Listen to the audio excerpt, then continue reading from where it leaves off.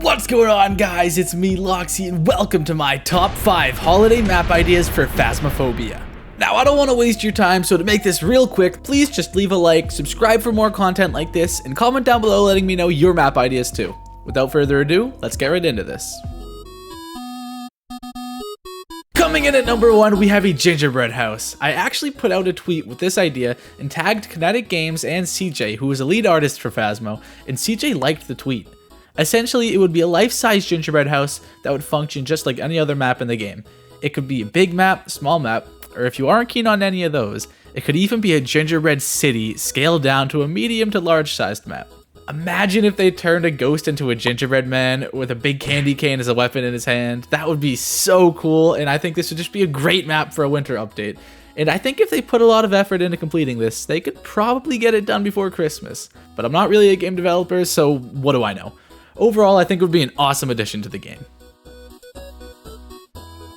Moving on to number 2, we have a witch hut. I know witch huts are typically pretty small, but if you add a basement, I think it would be a nice size, considering the fact that small maps are favorites among the Phasmophobia fanbase. Picture this, you're in a creepy room with all sorts of potions and other kinds of witchcraft. You then decide to throw something into a brewing pot.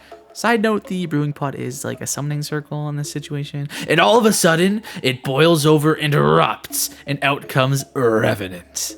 That would be terrifying and such an amazing addition to the game. Now, this may not be here for this year's Halloween update, but hey, Kinetic Games, if you're watching this, it's something to think about for next year. On to number 3, this one might be a little far-fetched, but what if we had a map in the clouds? Hear me out. It would be a Valentine's Day theme, but there could be twists, like having there be strong wind in a certain direction, therefore slowing you down in your physical body, whereas the ghost will not. You could also perhaps ride in a cloud, just like skiers ride a ski lift. And hey, Cupid could also be in the sky shooting arrows at you, giving you either buffs or nerfs with each arrow that hits you. I think that there are many cool ideas that you could do with having a map in the clouds, and I like the ones I listed, but it wouldn't really be normal like most maps, and like I said, this idea is pretty far-fetched. At number 4, we have an Easter map. As everyone knows, the mascot for Easter is the Easter Bunny. When I think of bunnies, I always think of them hopping through bushes and other plants, and it almost feels like they're navigating through a maze. So here's the kicker, the map would be a maze. Now imagine one of those mazes that you'd complete on a piece of paper when you were a kid, and then plop the truck in the middle. That's the map. You'd be tasked to find the ghost in a labyrinth of misdirection, just hoping you can... Wait a minute, how would the truck even get in the middle of the maze anyways?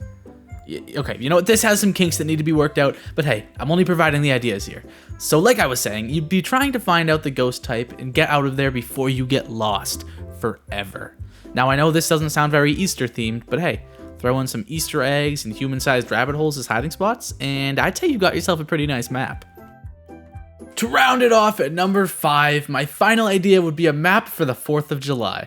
Now I know a lot of you don't celebrate the 4th of July, but here's why I think it'd work. If you're focusing on making a map, you're going to be making sure that the visuals look good. And let me tell you, there is no better visuals than seeing a shower of fireworks go off. Imagine you're turning the corner, and right when you do, you see a fury of fireworks light off in front of you. Could you imagine how bright and loud that would be? I know that would scare the life out of me, and it probably would for you too. I also just think that there's a lot you can do with the 4th of July map, and while I may not have everything figured out right now, I'm sure that the team at Phasmophobia could figure it out. So there you have it, those are my 5 map ideas for Phasmophobia. I have spent so long working on this video. I spent last night and the entirety of today, from the morning until right now, which is 11 p.m. Like, seriously, I'm just a slow worker. So if you'd please just consider subscribing, it would mean the world to me. I really want to start streaming games, and Phasmophobia would be one of those games. So if you want to see it and you've made it this far, I want you in the streams. So just join me for the ride. That's really all I got for you guys in this video, and I will see you in the next one. Take it easy.